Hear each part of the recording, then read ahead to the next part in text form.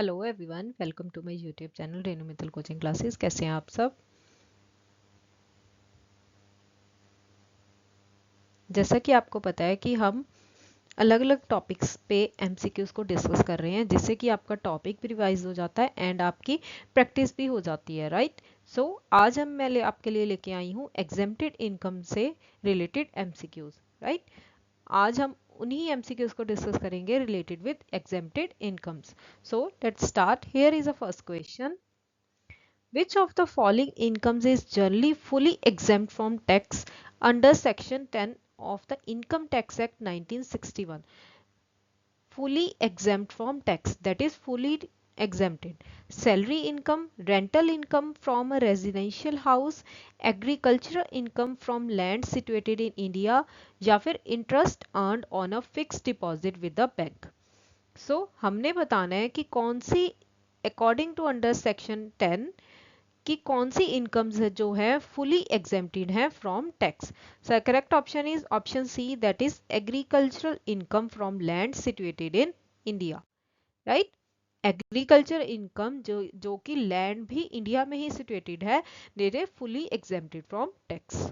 Next question: under section 10 subsection 10D, the maturity proceeds of a life insurance policy are generally exempt from tax.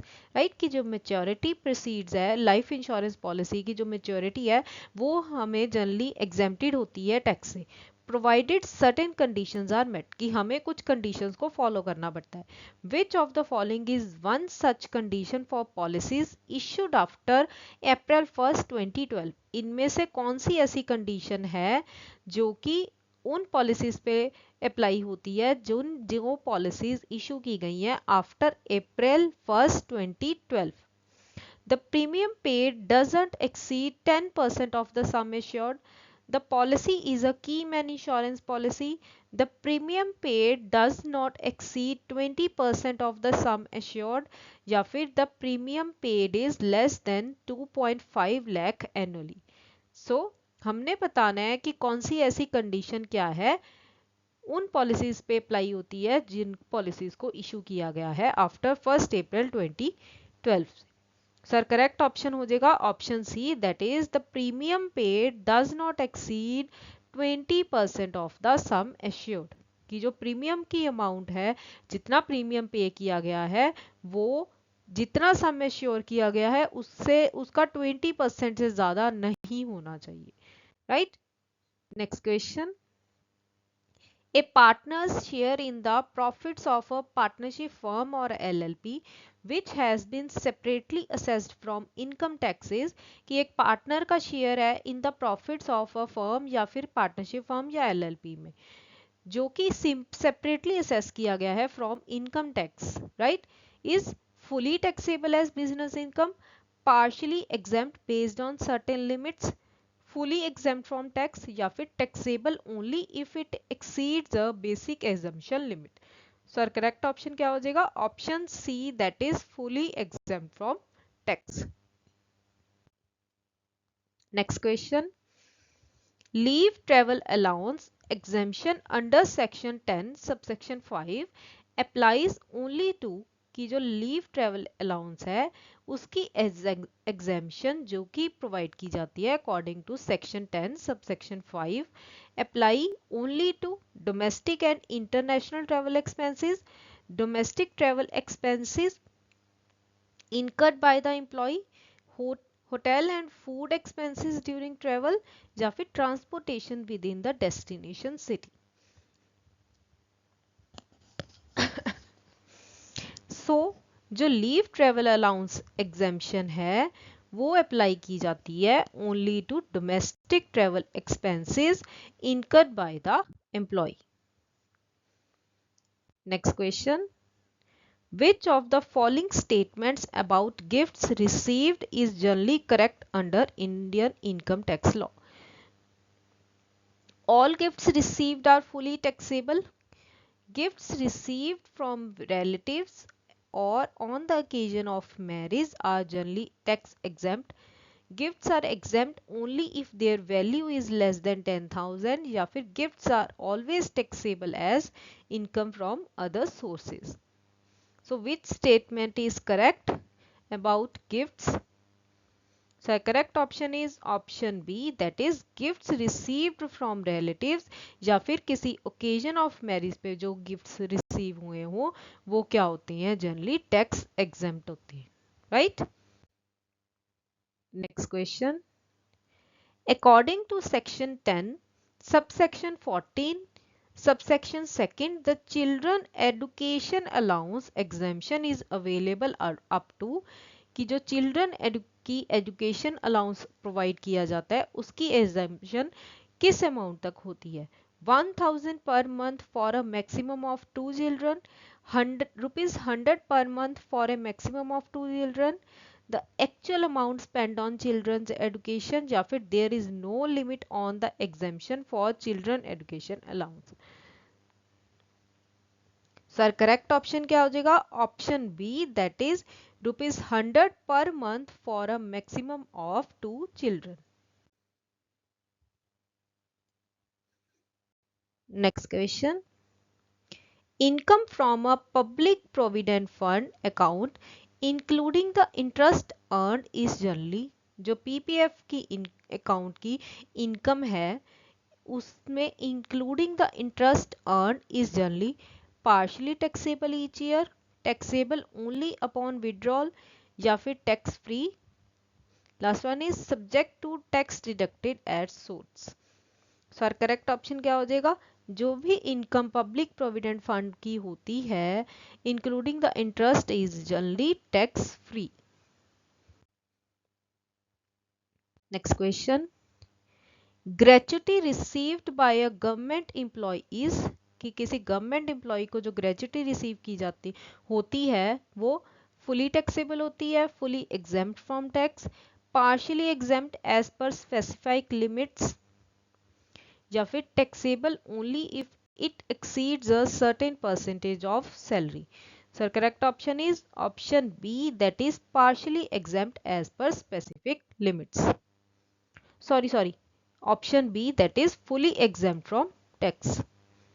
Right, कि जो gratuity receive होती है किसी government employ को वो क्या होती है, फुली एग्जेम्प्ट होती है टैक्स से. Next question. Under section 10 subsection 14 subsection 2 the hostel expenditure allowance exemption is available up to, कि जो हॉस्टल एक्सपेंडिचर अलाउंस प्रोवाइड किया जाता है उसकी एग्जेम्पशन अमाउंट के अप टू कितनी परसेंट होती है. ₹300 per month for a maximum of 2 children, ₹3000 per month for a maximum of 2 children, the actual hostel expenses incurred, या फिर there is no specific limit, it's based on actuals, कि जितनी amount actual में spend की है. Sir correct option is option A, that is ₹300 per month for a maximum of 2 children. Next question. Which of the following incomes received by an individual is not exempt under section 10 of the Income Tax Act? Right? कि इसमें से ऐसी कौन सी income है जो कि एक individual को रिसीव हो रही है बट वो एग्जेम्प्ट नहीं है according to under section 10. Interest income from a savings bank account up to ₹10,000 for individuals below 60 years, maturity amount of Sukanya Samriddhi account, scholarship received to meet the cost of education, या फिर dividend income from Indian companies distributed before 1st April 2020. So our correct option is option A, that is interest income from a savings bank account up to 10,000. Next question. The income earned by an individual from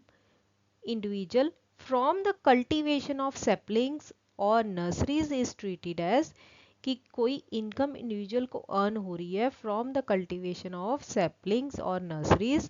right, कि किसी मतलब उसने agriculture purposes के लिए से उसको कोई income हो रही है तो उसको हम किस हेड के अंदर ट्रीट करेंगे, business income, income from other sources, agricultural income and therefore exempt, या फिर capital gains.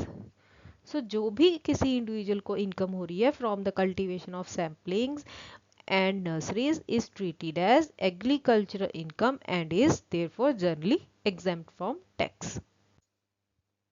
Next question. Which section grants exemption to the amount received as a member of Hindu undivided family from the income of the HUF or in the event of its partition? Right? कहते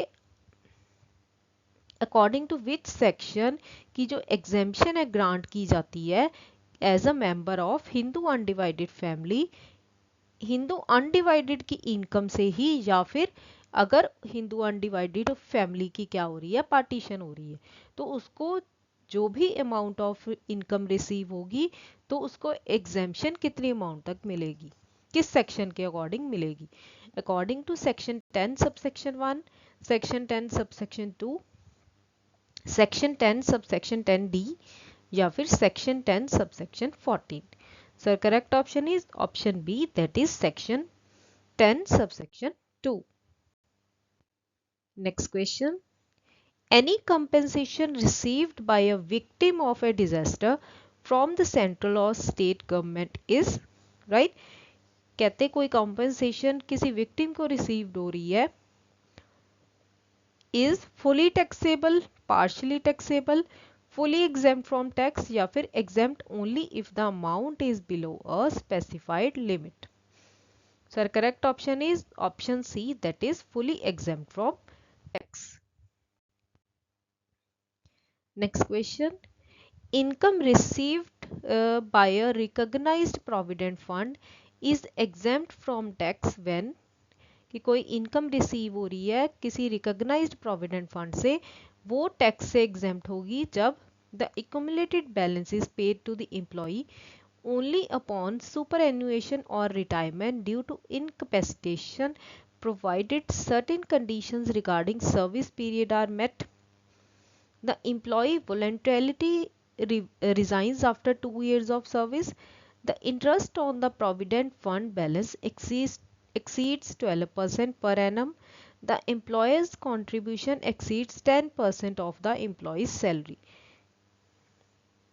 कहते कोई recognised provident fund से income receive हो रही है, वो exempt कब होगी, जब द एक्यूमुलेटेड बैलेंस जो कि एम्प्लॉय को पे किया जा रहा है ओनली अपॉन सुपर एन्युएशन या रिटायरमेंट फंड के due to incapacitation provided certain conditions regarding service period are met, कि उसके सर्विस पीरियड के ऊपर कुछ कंडीशंस अगर वो फॉलो करता है तो वो उसको रिकॉग्नाइज्ड प्रोविडेंट फंड से जो भी इनकम होगी वो क्या होगी, उसकी एग्जेम्प्ट होगी, right? So this is it for today's video. I hope you liked the questions. Please subscribe my channel Renu Mittal Coaching Classes. Thank you so much.